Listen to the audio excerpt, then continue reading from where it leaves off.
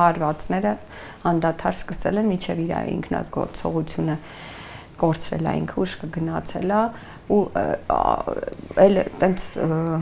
չի հիշում ինչքան են ծեծել, ով ա խփել, ինչ ա արել։ Կադաստրի պետական կոմիտեի նախկին աշխատակից Վերոնիկա Միքայելյանը պնդում է ամուսնուն առևանգել են տարել Լուսակերտ Միամայի տարածքում դաժանաբար ծեծել։ Դեպքը սեպտեմբերի 14-ին է եղել։ Ազատությանը պատմեց Վերոնիկա Միքայելյանը։ Վստահ է ամուսնու հետ հաշվեհարդար են տեսել իր նախկին ղեկավարի Կադաստրի պետական կոմիտեի նախագահ Սուրեն Թովմասյանի հրահանգով։ Ու ծեծի ընթացքում նշեմ, որ անդադ ասել են դե Սուրոին էիր, ես ասում դե կեր, դե ստացի, դե էս, դե են,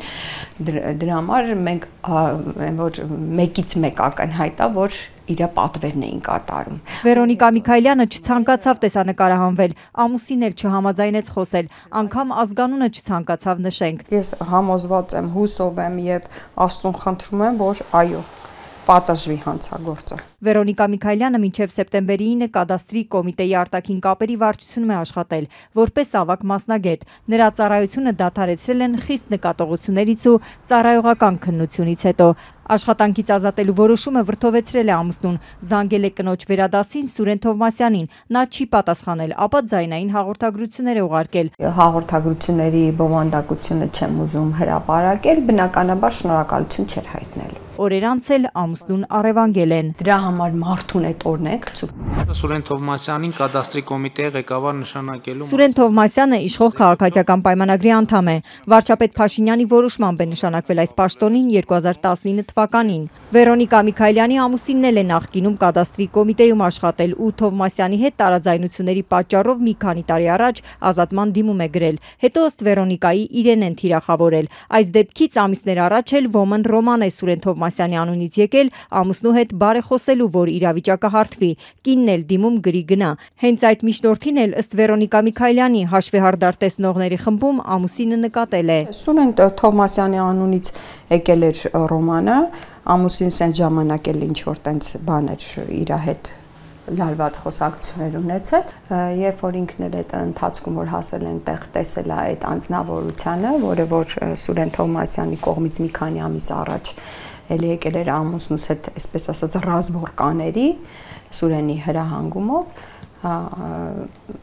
նրան է ճանաչել, որ նրան հենց ճանաչել է, անմիջապես հասկացել է, որ ծուղակն է ընկել Սուրենի կողմից լարված։ Ամուսնուն ասած խաբելով են հասցրել իրենց ուզած վայրը, ապա մեքենայից իջեցրել ու 40-50 հոգով ծեծել։ Այդ ընթացքում Սուրեն Թովմասյանի անունն են տվել, մեկն էլ ասել է, թե կոմիտեի գլխավոր քարտուղար Մհեր Խաչատրյանի եղբայրն է։ Նա անգամ ներկայացել է, որ ես էլ Մհեր Խաչատրյանի եղբայրն եմ, Սուրոն մեր աղբերն է։ Ամուսնուն այնպես են հարվածել, որ աչքերն են վնասվել, քիթը, կողերը կոտրվել են, դեմքի ու մարմնի տարբեր հատվածներ են վնասվել։ Այս ամենը հաստատվել է բժշկական հետազոտությամբ։ Սուրենը դեպքից հետո հիվանդանոց է տեղափոխվել։ Հիմա բուժումը տանն է շարունակում։ Ուժեղ արուն էր քալի աչքերից։ Աչքերը ահա որ ամենաուժեղ հարվածը աչքերին հասցրել։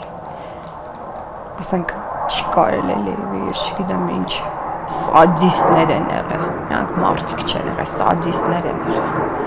Վերոնիկա Միքայելյանը ոստիկանություն է ահազանգել, քննչական կոմիտեում գործ է հարուցվել ծեծի ու առևանգման հոդվածներով։ Չնայած տուժողները հրապարակային անուններ են հնչեցնում, բայց դեռ որևէ մեկին մեղադրանք չի առաջադրվել։ Կասկածյալների մասին էլ քննչականից ոչինչ չեն հայտնում։ Կադաստրի պետական կոմիտեից հերքում են Սուրեն Թովմասյանի ու Մհեր Խաչատրյանի առնչությունն այս միջադեպին, այլ մանրամասներ չեն հայտնում, քանի որ նախաքննություն է։ Ես մենակ ուզում եմ, որ այդ հանցագործը պատժվի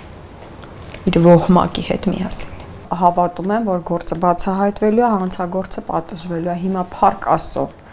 տեխնոլոգիաները այնքան գերզարգացվածության աստիճանում են, ես եւս մեկ անգամ ասել եմ, մի հատ թող Սուրեն Թովմասյանի հեռախոսը առգրավեն։ Մի հատ թող առգրավեն, ամեն ինչ པարզ կլինի։ Արդյոք Կադաստրի կոմիտեի ղեկավարին ու գլխավոր քարտուղարին հարցաքննել են, քննչականից չեն հայտնում։ Այս քրեական պատմությանը իշխող քաղաքացիական պայմանագրից էլ դեռ չեն արձագանքել։